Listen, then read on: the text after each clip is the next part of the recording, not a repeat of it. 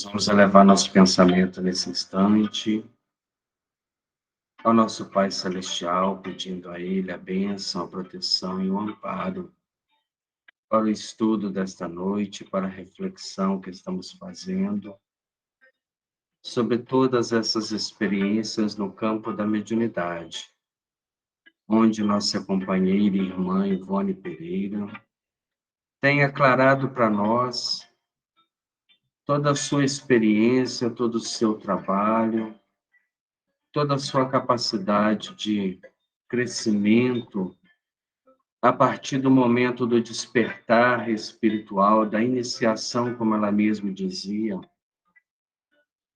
na renúncia dos valores e dos prazeres materiais para um alcance da vida espiritual maior. Se foi esse o objetivo da nossa encarnação, se já aspiramos um convívio com os mentores espirituais de ordem mais elevada, que possamos estar buscando, no exemplo da nossa irmã, um comportamento também voltado para o crescimento espiritual, para o despertar de valores do espírito, para que não venhamos a perder esta grande oportunidade de estarmos encarnados diante da proposta do Consolador prometido. Não sabemos, Senhor, quais serão as próximas vidas, as próximas existências do planeta, nem em que condições elas ocorrerão. E saibamos aproveitar essas que estamos tendo. Muito obrigado, Senhor. Continue conosco hoje, agora e sempre. Que assim seja.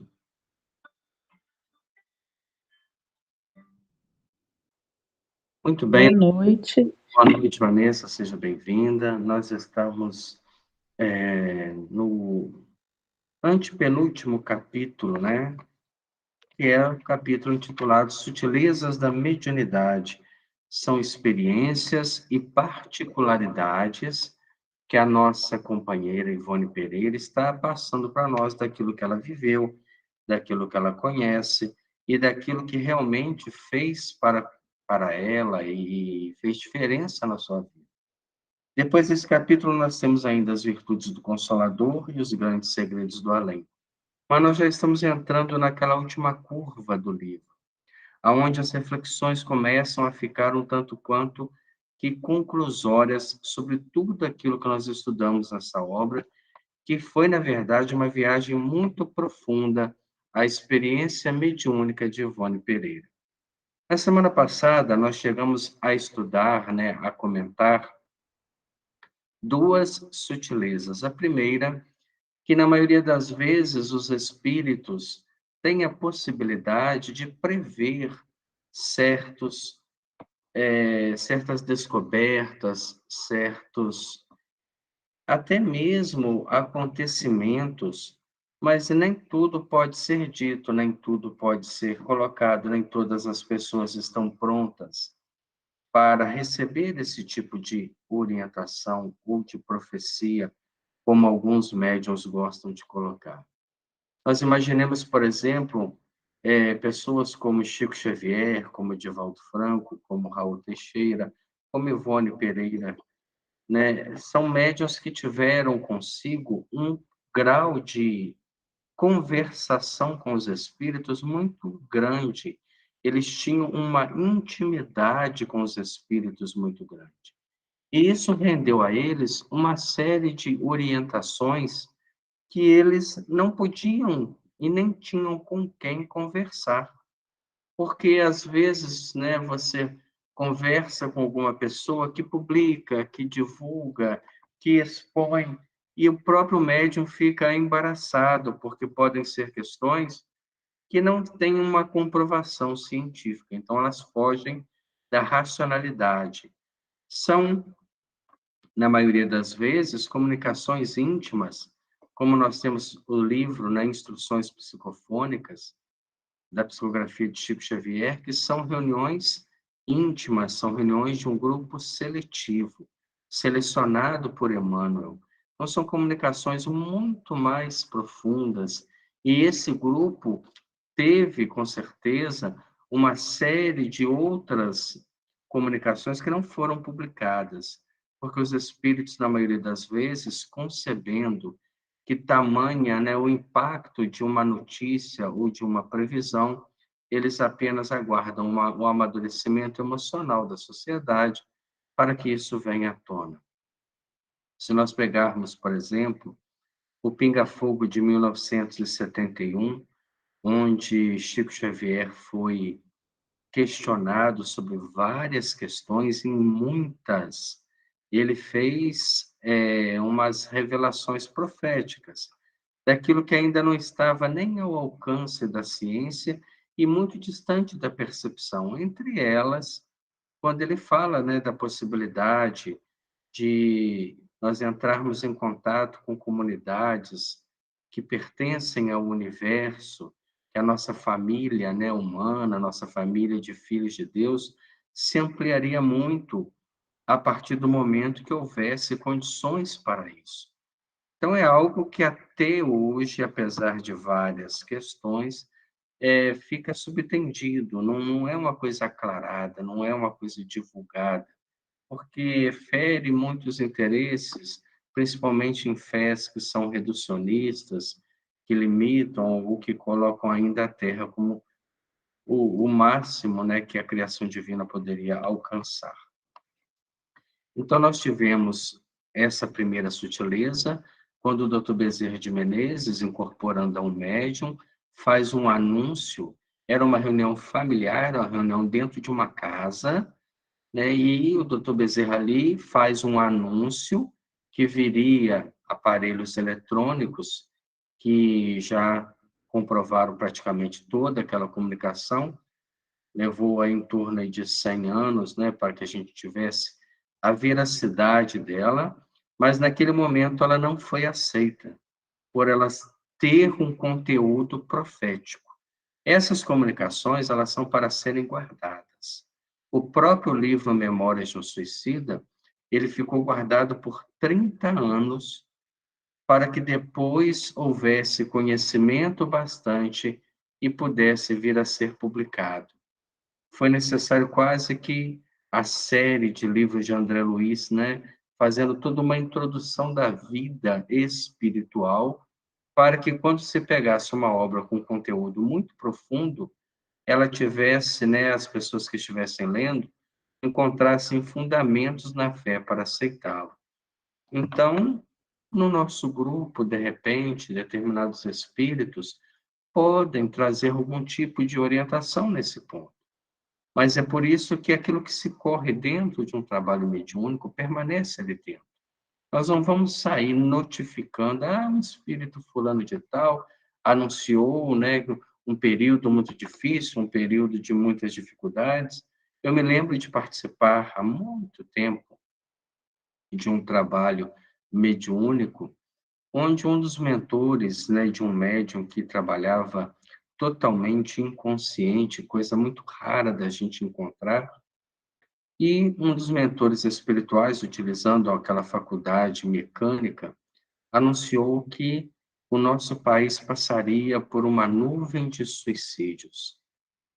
E algumas pessoas até discriminaram a comunicação, ridicularizaram o médium. Não fizeram como nessa reunião aqui, que pediram o médium para ser mais vigilante e doutrinaram o espírito, que nem sequer deram conta que era Bezerra de Menezes. Mas criticaram aquela comunicação. Ninguém ali teve silêncio bastante para esperar e aguardar se aquilo viria a ser verdade ou não. Em pouco tempo, coisa de 6 meses depois, nós tivemos uma grande onda de suicídios que chegou até mesmo na nossa cidade. Então, nós vemos que o Espírito, ele trazia aquela orientação, aquela previsão, que talvez nem se confirmasse se a humanidade tivesse mais afinizada com as ideias superiores, mas era que para que a gente pudesse orar, né? Tentar diluir aquela nuvem, que com certeza nós passaremos novamente por períodos desses. Os espíritos já vêm anunciando um período de muita dificuldade nos próximos 2, 3 anos. E o que que nós fazemos com isso, né? Achamos que vamos esperar para ver ou já nos posicionamos como cristãos, como pessoas que oram em benefício para que dilua essas nuvens de dificuldade, de perseguição, de militarismo, de beligerância, de discriminação, de preconceito. No segundo ponto que nós refletimos, quando ela também fala das sutilezas da mediunidade, ela dá um recado para aqueles que se candidatam à oratória, aqueles que aceitam, né, o imenso compromisso que é de você subir a uma tribuna e falar do Evangelho. Para nós é uma grande dificuldade, porque falar daquilo que para a gente ainda é algo a ser almejado é muito mais difícil do que falar das experiências próprias. Eu observo alguns oradores, principalmente aqueles que têm alguma especificação na área da saúde, contarem histórias de seus consultórios. Não acredito que a tribuna de uma reunião pública deva ser voltado para a terapia em conjunto. A doutrina espírita é uma doutrina de consolação. Nós devemos falar do Evangelho, das propostas que ali estão, mesmo que a gente não viva elas em profundidade ainda, mesmo que ela ainda não faça parte da nossa vivência natural. Ela é algo que eu luto para alcançar todos os dias e todos os momentos. Então, isso vai nos dando força, vai nos dando coragem para poder projetar uma atitude moral superior, uma atitude moral melhor do que a que nós temos hoje.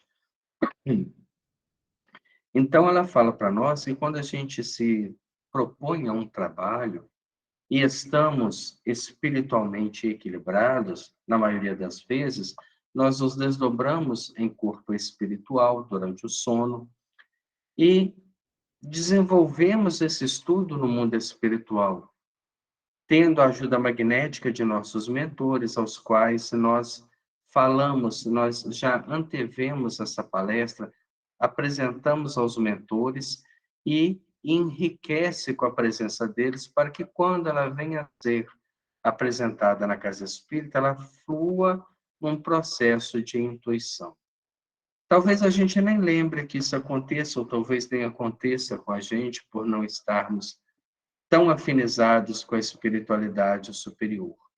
Mas ela diz das experiências dela, como também foi oradora durante um período, que as melhores palestras que foi dado a realizar sobre os assuntos espíritas foram desta forma, desdobrada do corpo físico, e como ela fazia isso com extrema lucidez, ela apresentava os mentores e tornava muito mais enriquecida, porque naquele momento, naquela troca de vibrações, ela aspirava também à influência daqueles espíritos.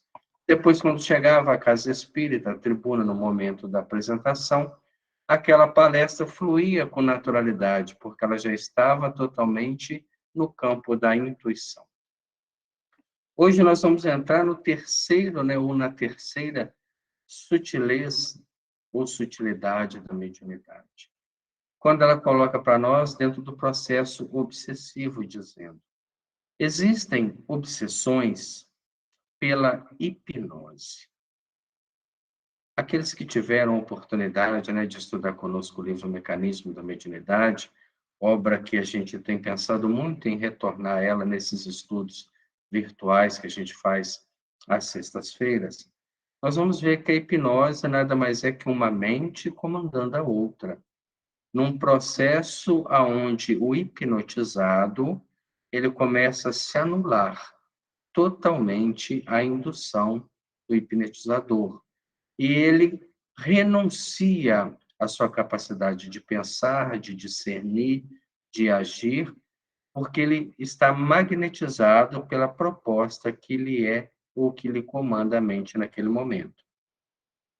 E essa hipnose obsessiva se dá no sono natural. O médium ignorante das próprias faculdades, e que no caso em geral não será espírita, porque se ele for espírita, pensa ela que é aquele médium que tem o hábito da oração, do recolhimento, da leitura edificante, que não fica assistindo, né, nenhum tipo de indução mental que lhe estimule a ansiedade, a depressão, a agressividade, o sensualismo. Então, ela julga que o médium espírita é alguém que já esteja vacinado contra esse tipo de obsessão. Então, ela coloca para nós, né? Em geral, não será espírita, deixa-se dominar por um inimigo invisível durante o sono. E por que que é um inimigo? Porque ele quer escravizar aquela mente a algum tipo de comportamento. Afina-se com o caráter deste e recebe suas ordens ou sugestões, tal como os sonâmbulos, o sonâmbulo, às ordens de seu magnetizador. Então, durante o sono, ele vai sendo ludibriado magneticamente, porque existe entre ambos um campo de afinidade e sintonia, e ele vai cedendo docemente aos encantos do seu obsessor. Ao despertar, como acontece na hipnose, você pode hipnotizar uma pessoa, dar-lhe uma sugestão enquanto ela está sendo hipnotizada e dizer a ela: tão logo você desperte, você sentirá sede e pedirá um copo d'água. E quando ela sai do transe hipnótico, a primeira sensação que ela tem é a sensação de sede, porque ela ainda recorda do inconsciente para o consciente a ordem do hipnotizador. Então, ao despertar aquele médium, espírita ou não espírita, que passou por um processo de hipnose, ele vai reproduzir mais tarde, em ações da vida prática, as ordenações recebidas, as quais poderão levá-lo ao crime, poderão levá-lo à corrupção de valores, poderão levá-lo ao suicídio, poderão levá-lo a uma série de hábitos que não elevam. Ele recebe aquela indução e durante o dia ele sente o ímpeto de obedecer, porque foi uma ordem hipnótica. E aí a gente vai falar assim, mas meu Deus, será que ele é responsável por isso? Ele é muito mais do que responsável. Primeiro, de ter se conciliado com mentes inferiores e depois de instrumentalizar estas mentes. É a pergunta que nós temos no Livro dos Espíritos, quando Allan Kardec questiona se uma pessoa alcoolizada que comete algum tipo de atitude, se ela é responsabilizada, já que o álcool é um narcótico, é um elemento que altera o estado de consciência. E os espíritos são taxativos, ela é duplamente responsável. Primeira, por alimentar um hábito que não é edificante. Segundo, por ter cedido nesse hábito cometido algum tipo de desatino, porque ela foi apenas potencializada pela ação do narcótico. Será prudente, diz ela, que a oração e a vigilância sejam observadas com assiduidade durante o dia, antes de dormir, no momento que se acorda, particularmente antes do sono corpóreo. Por quê?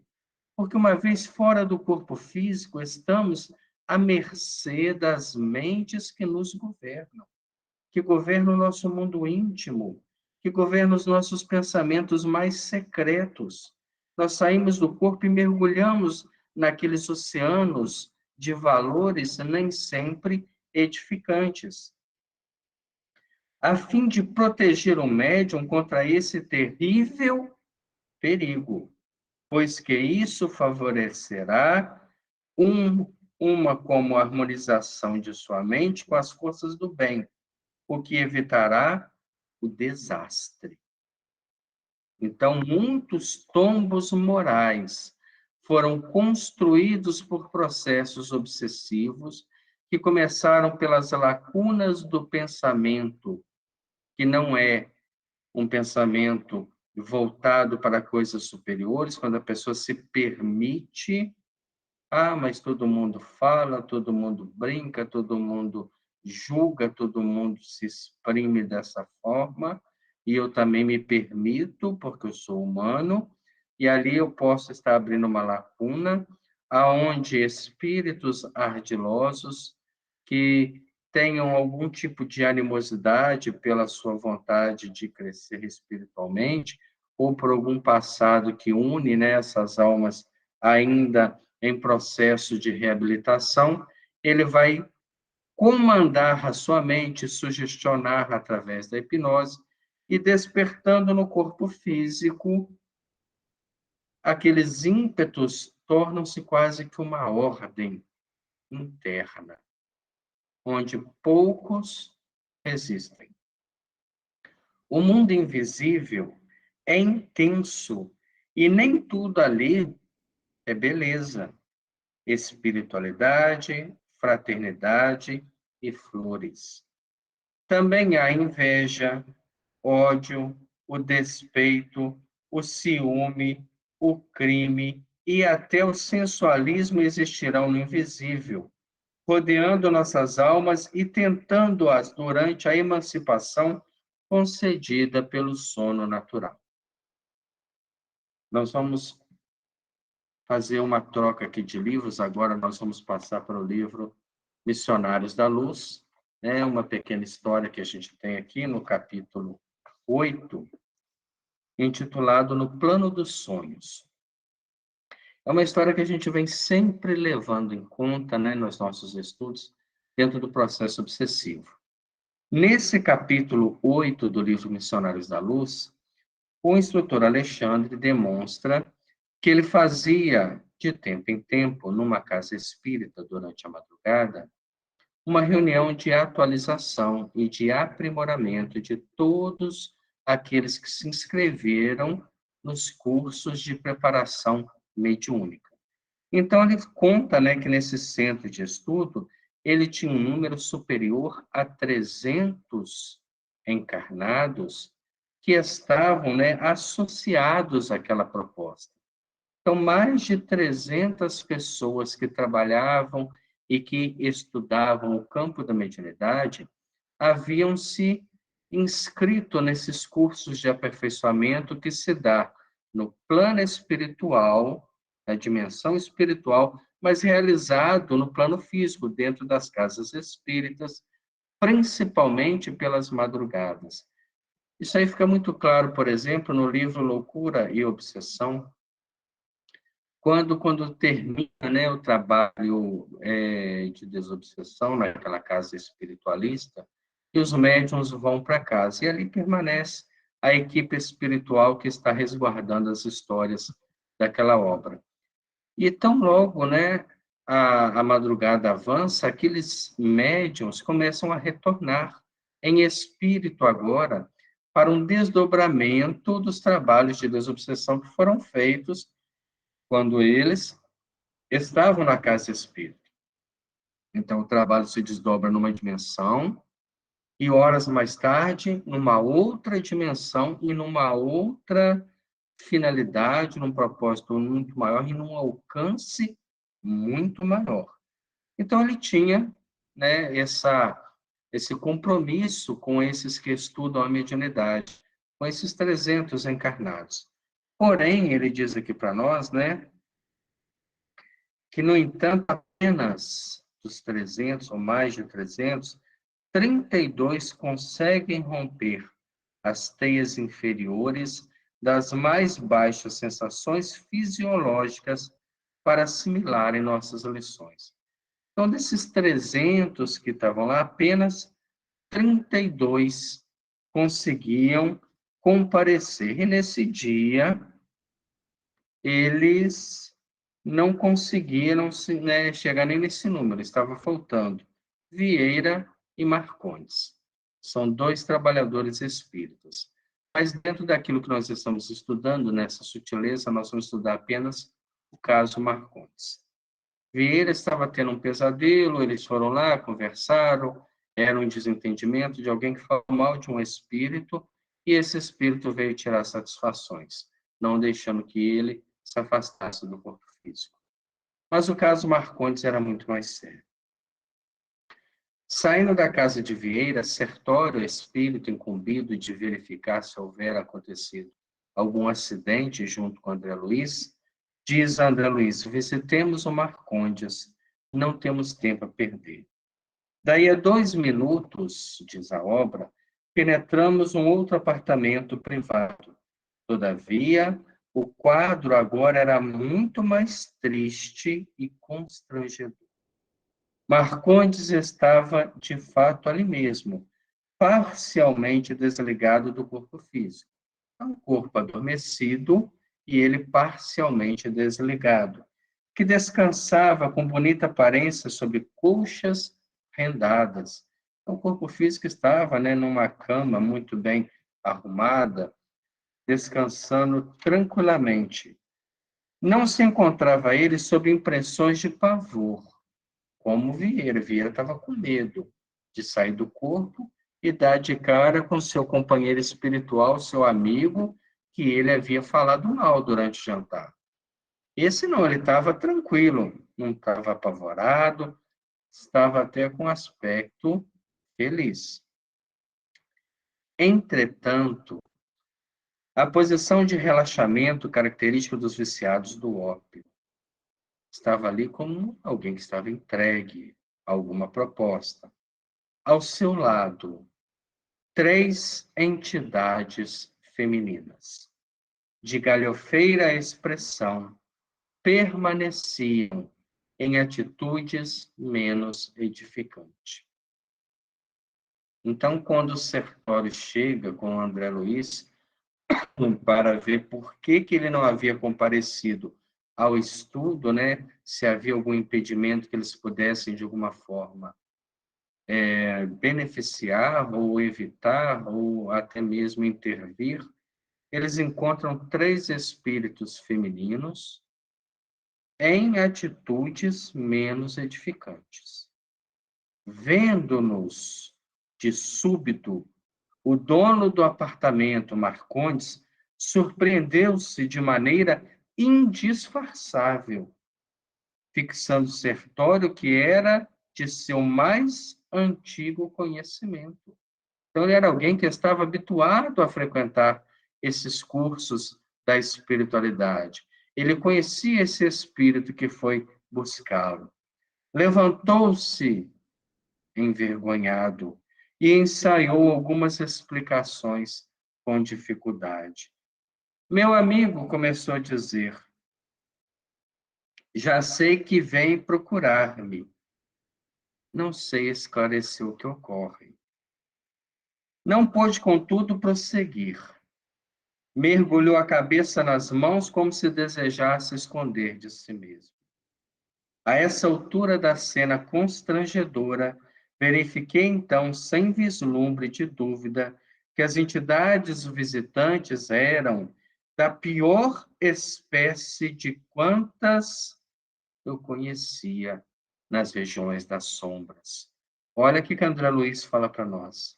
Ele havia visto espíritos tão baixo, de uma vulgaridade, de um sensualismo exorbitante nos umbrais que ele havia vivido. E ali ele está vendo novamente aquele quadro.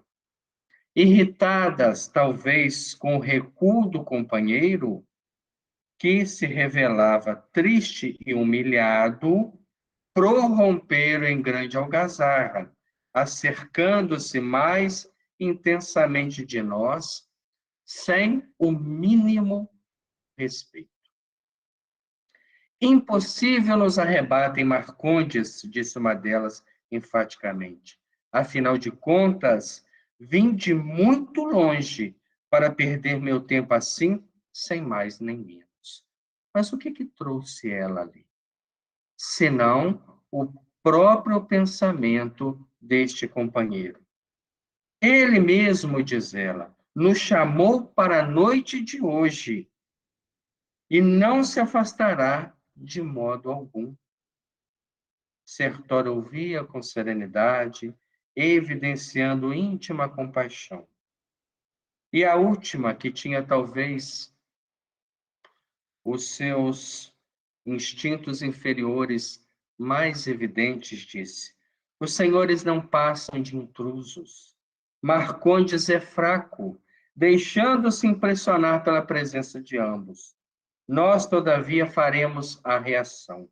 Não conseguirão arrancar-nos o predileto.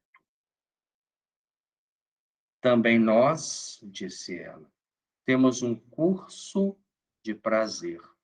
Marcondes não se afastará. Olha só que tipo de envolvimento que se dava a esse nosso companheiro espírita, que também permitiu que o seu pensamento vagasse pelo sensualismo, pela sensualidade, pelo desrespeito, e agora preso a esse tipo de presenças obsessivas que consumiam-lhe a própria energia vital. André Luiz sente-se até instigado a responder, a exigir respeito, mas Sertório deteve. Em seguida, com invejável tranquilidade, dirigiu-se ao interessado, perguntando, sem espírito de censura. Em momento nenhum ele julgou, mas ele pergunta: Marcondes, que contas darei de você hoje, meu amigo? E aí Marcondes não sabe o que dizer. Ele diz: ó Sertório, como é difícil manter o coração nos caminhos retos. Perdoa-me, não sei como isso aconteceu, não posso explicar. E ali Sertório, então, afasta-se e deixa ele à mercê das suas próprias responsabilidades. André Luiz ainda pergunta, mas nós não podemos fazer nada em benefício dele? E ele diz, não. O outro passava-se por um processo obsessivo porque havia falado algo mal e alguém se sentiu magoado, quis prestar conta. Nós despertamos ele. E ali ele tem momento de repensar, de rever, de orar. Mas Marcondes escolheu as companhias para esta noite. E com certeza, essas companhias vão imprimir-lhe na memória, no corpo físico, uma série de induções que vão aproximá-lo do sensualismo, do desrespeito, do adultério, e a partir daí o seu compromisso começa a ficar cada vez mais vinculado a esses espíritos. Conseguirá ele se libertar disso? Com certeza. Basta que ele queira, que ele ore, que ele busque, que ele se fortaleça, e a partir daí, então, ele consegue transcender essa influência espiritual. Os atributos da alma, voltando aqui ao nosso livro, Devoção do Invisível, por sua vez, são profundos, complexos e poderosos. E quando mal orientados, poderão ocasionar calamidades ao nosso derredor. O estudo da personalidade humana, como da individualidade espiritual, da reeducação moral através dos ensinamentos evangélicos, esclarecendo a criatura quanto a si mesma, abre-lhe um horizonte novo, onde o equilíbrio geral acarretará o domínio de toda e qualquer situação a que sejamos arremessados por força do progresso a realizar. Então, aí é mais uma sutileza. A ação obsessiva através da hipnose, que com certeza se dá muito no nosso campo fértil, os nossos pensamentos ainda invigilantes, das nossas conversações sem proveito, das nossas faltas de posicionamento diante da nossa fé, diante da nossa crença, da nossa postura como espíritas, trabalhadores. Então, há uma reflexão profunda sobre esta questão. Quarta suscetibilidade, né? Em determinadas ocasiões, sem que conheçamos as razões, transes singulares sobrevêm com nossas faculdades mediúnicas, ignorando nós se o mesmo acontecerá aos demais médiuns. Então, o que ela está falando para nós? O médium em si, ele pode, em determinado momento, mesmo que distante de qualquer trabalho, entrar num processo de segunda vista, de percepção. Às vezes você está em casa e tem percepções espirituais à sua volta, ou mesmo na praça pública, ou em alguma instituição, e isso acontece com naturalidade. Eu me lembro, né, e nós tivemos oportunidade de citar isso num dos estudos, do que acontece com esses médiuns que têm uma vidência muito clara. Eles são corrigidos pelos espíritos das suas atitudes a todos os momentos, porque qualquer partido que eles tomam, eles fazem sintonias como nós fazemos, porém, para eles, isso se torna visível. E quando esses médiuns que são tarefeiros, compromissados com a espiritualidade superior, eles começam a decair o seu padrão mental e associar a reclamação, a desordem, a articulação, a anarquia, seus mentores espirituais são os primeiros a corrigir-lhes a postura mental, para não perderem o amparo. Ficou clássico o exemplo de Raul Teixeira, quando ele, sintonizado com os colegas de profissão, professores, desvalorizados, desacreditados, desincentivados, num país que muito pouco valoriza a cultura e principalmente aqueles que são articuladores do desenvolvimento do intelecto, eles reclamavam de salários baixos, atrasados, que não acompanhavam o fluxo da inflação, e aquilo foi contaminando ele porque ele também padecia daquele problema.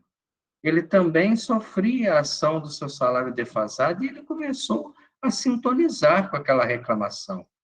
E como um médium de grande sensibilidade, naquele momento ele toma a palavra e começa um discurso sindicalista, dizendo: vocês estão certos, nós estamos sendo desvalorizados, e toma um partido, e aquilo ali faz com que a sua vibração decaia, porque o que os seus inimigos espirituais queriam naquele momento era uma lacuna para instalar-lhe, com certeza, um processo obsessivo ou de algum tipo de escândalo que prejudicasse a imagem que, querendo ou não, ele projeta da doutrina espírita.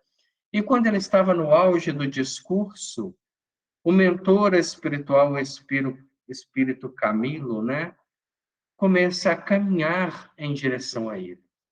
E ele nota através da vidência. Então ele se cala, porque já era um médium tarimbado, acostumado com as correções que os espíritos lhe davam. E aquelas pessoas que estavam em volta diziam: vai, Raul, conclui a sua ideia, nós estamos gostando do seu ponto de vista, e ele tentando corrigir: não, mas é preciso pensar melhor, é preciso a gente ter mais cuidado com aquilo que fala. E Camilo puxa-lhe a orelha de forma incisiva, dizendo: meu amigo, você está reclamando de uma situação e de uma condição que Deus lhe proporcionou? Se você hoje ainda não tem um salário que possa ser digno do seu trabalho, é que com certeza você ainda tem muito a devolver daquele passado obscuro do qual você está tentando sair. Não sintonize com esse de revolta, de reclamação, de dissidência, de colocar pessoas contra instituições e instituições contra pessoas. Apoie sim o direito que todos têm, mas sem potencializar a violência ou as atitudes agressivas. Então, nós vemos o quanto que os espíritos resguardam. O médium não vai deixar de ser médium em lugar nenhum. Às vezes, ele vai estar numa situação dessa e está tendo desdobramentos de percepção espiritual. Nós, diz ela de si mesma, que comumente tantos esforços despendemos a fim de conseguir boa harmonização com os amigos invisíveis para o feito psicográfico, subitamente, por vezes, em plena rua, durante um passeio ou um giro necessário, somos surpreendidos por um estado singular. Então, ela está dizendo que, às vezes, andando pela rua ou fazendo algum tipo de atividade necessária, é surpreendida por um estado singular. Nosso espírito, como se distende, elevando-se algo da matéria, para viver simultaneamente a vida material e a vida espiritual, como acontecia com Chico Xavier, que chegava a um ponto de não saber se aquele que ele estava conversando estava encarnado ou desencarnado. Advém, então, um estado crítico, algo penoso, mas ao mesmo tempo delicioso e reconfortador. Então, o que nos rodeia pertence ao plano terreno. O casario, as paisagens, o arvoredo, os jardins, as próprias vias públicas. Se nos afigura profundamente mais belo e delicado, porque envolvido em tons de luz especial, levemente azul.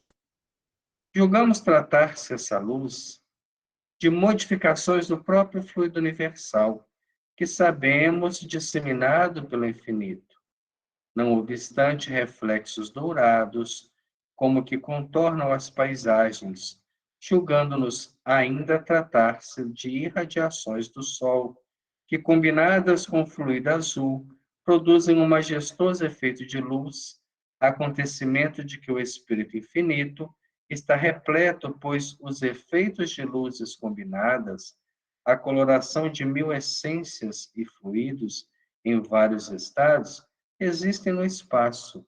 São maravilhas que o homem não concebe, mas que o espírito, principalmente o desencarnado, em estado normal vibratório elevado, desfruta a longos haustos.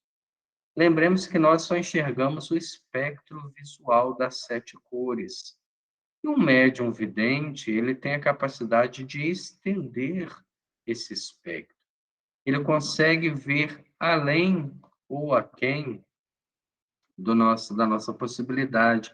Então, ele vai enxergar, talvez, em algum estado, né, onde ele consiga um pouco mais de leveza, um pouco menos de influência material, ele pode começar a vislumbrar uma paisagem espiritual, mesmo numa caminhada comum. O verde de nossas folhagens, diz ela, a policromia das nossas flores são assim mais brilhantes e mais formosos, e dir-se-ia que tudo o que nos cerca se nos mostra sob uma quarta dimensão, pois que tudo quanto a nossa visão possa abranger durante esse transe, como se destaca da própria atmosfera, tornando em magnífico alto relevo. Então, ela consegue conceber uma quarta dimensão. Lembramos que nós estamos vivendo na terceira, né? Onde nós temos altura, largura e profundidade. A quarta dimensão já é uma percepção muito além. Não encontramos vocábulos apropriados para poder bem descrever o que então se passa. Mas o que é bem certo é que, contemplada pelos olhos espirituais ou pela visão mediúnica levada a esse gênero de transe, a Terra é profundamente mais bela e aprazível do que se apresenta à visão física material comum. A nossa percepção enxerga uma realidade que está muito aquém da percepção dos espíritos. Imaginemos, então, nós temos quadros tão belos na natureza, né? Isso deve ser de uma riqueza ainda muito maior. A questão é que a nossa percepção é muito pequena, muito limitada, muito material. Quando estamos no mundo, né, de uma dimensão maior, nós vamos enxergar a beleza espiritual da criação. O mesmo fenômeno, a visão física, o mesmo fenômeno observamos quando nossos guias ao prepararem o volume Memórias de um Suicida, nos levaram à cidade do Porto, em Portugal, em corpo astral, fazendo-nos contemplar o cais da Ribeira com sua movimentação típica e o Rio Douro com a magnífica ponte Dom Luís, cuja existência ignorávamos. No Porto, no entanto, os coloridos eram mais vivos do que os entrevistos no Rio de Janeiro.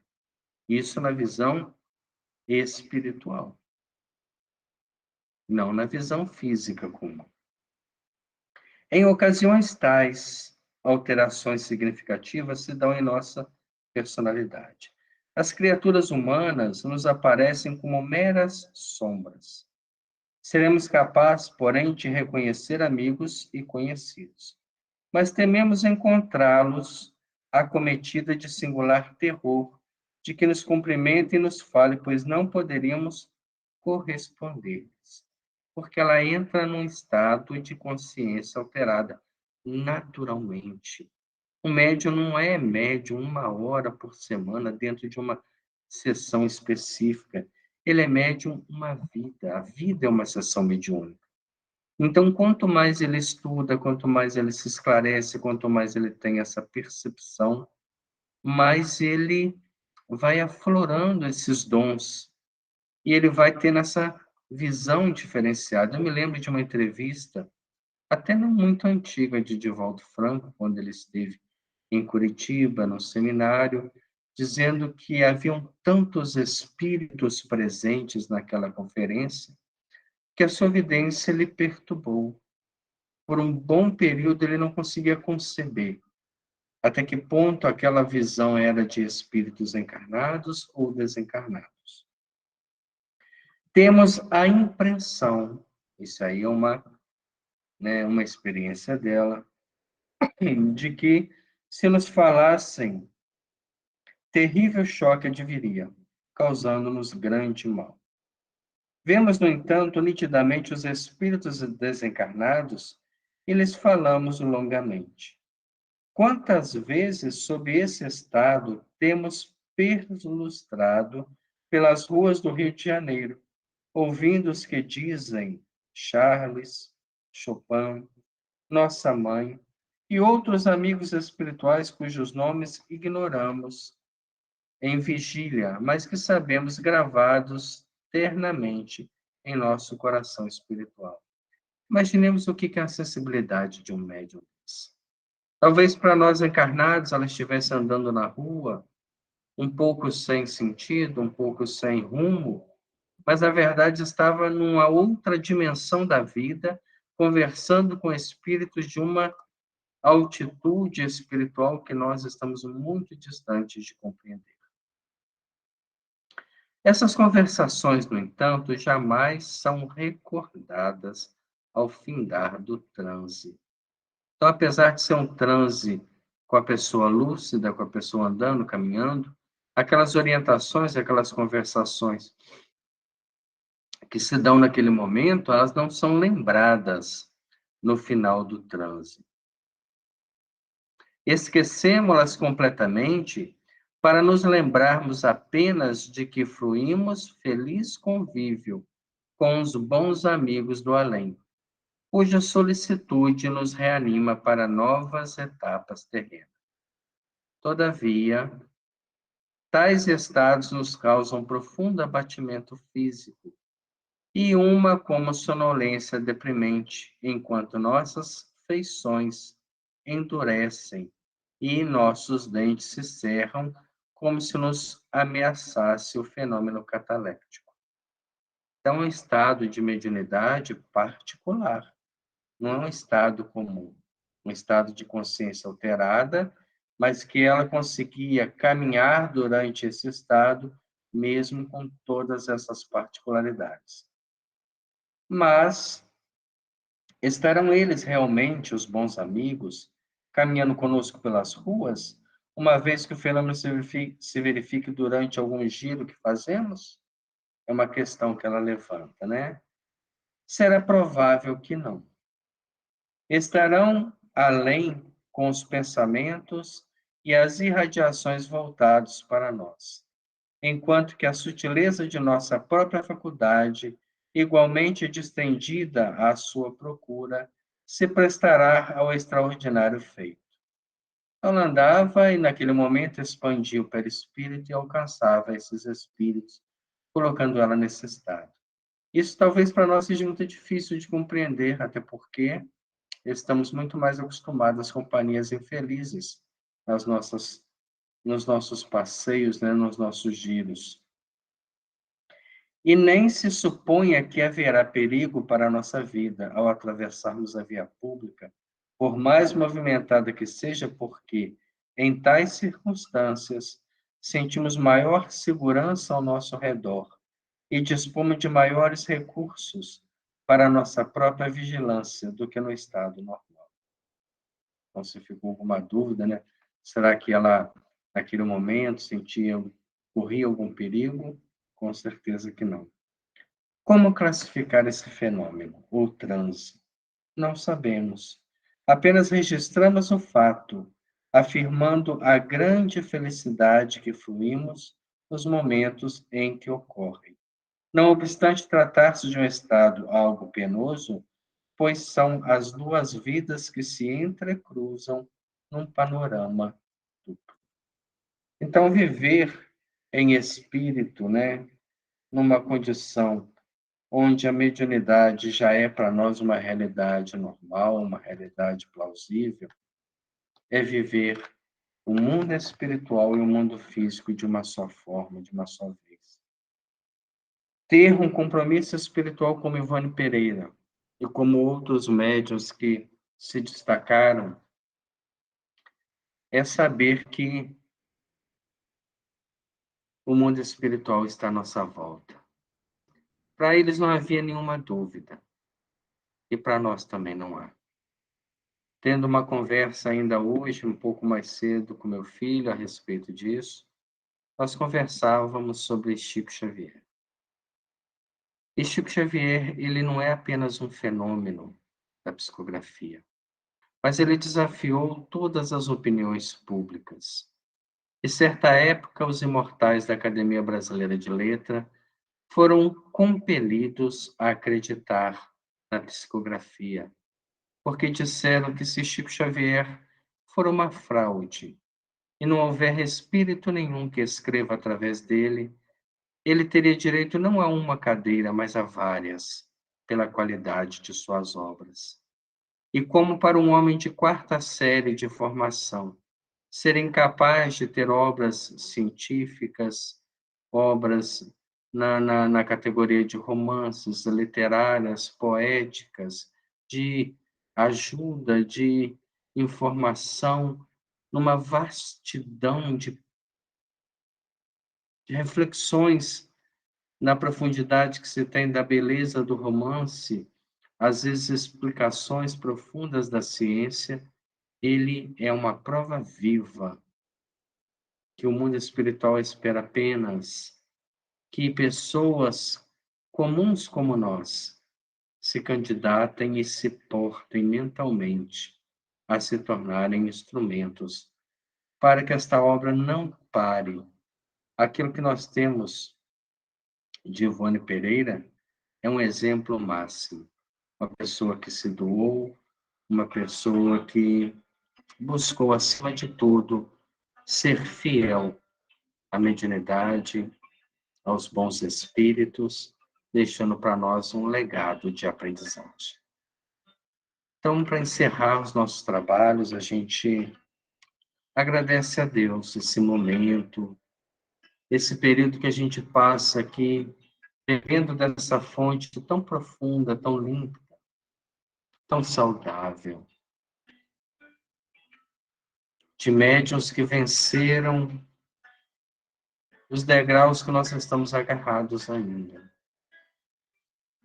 E se preocuparam menos com a vida material, porque sabia que Deus, que alimenta as aves, não esquece de seus filhos, que deu conforto àqueles que sofriam, que orou e consolou aqueles que se entregaram em holocausto por fugirem da própria provação da vida. A esta companheira nós rendemos graças, sim, Senhor, pela vida, pela orientação que ela nos proporciona.